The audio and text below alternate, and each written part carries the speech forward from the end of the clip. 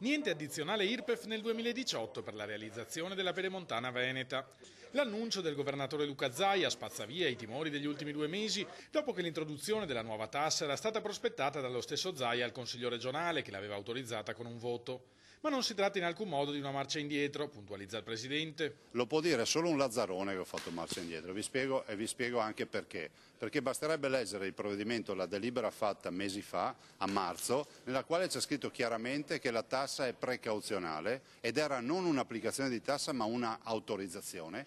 E c'è anche di più, nel mutuo c'è scritto più volte prudenziale, il termine prudenziale, e ho anche detto nel presentare questo provvedimento in Consiglio, attenzione che fino al 31 dicembre può accadere di tutto rispetto a questo tema, ed è accaduto di tutto.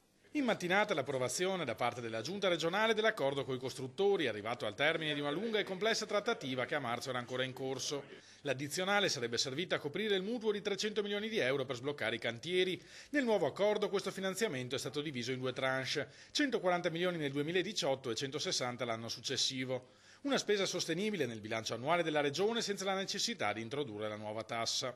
Questa soluzione, sostiene Zaia, recepisce anche tutte le istanze sollevate dalla Corte dei Conti. La Corte dei Conti sta interloquendo, non può aver bocciato un contratto che non esiste, esiste da oggi, per cui pensare di dire che la Corte dei Conti ha bocciato sono sempre i soliti noti che diffondono queste informazioni. Noi abbiamo un buon rapporto con la Corte dei Conti, prova ne sia che abbiamo approvato lo schema di contratto e prima di andare davanti al notaio a firmarlo abbiamo voluto inviarlo alla Corte dei Conti in maniera tale che con tranquillità se lo veda assieme all'ANAC, perché non abbiamo nulla da nascondere. Corte dei Conti e ANAC avranno alcune settimane di tempo per esaminare l'accordo prima che venga firmato dai costruttori e dal dirigente competente della Regione Veneto. Se si firma nei tempi che ci siamo dati prima dell'estate, in 3 anni l'opera è conclusa.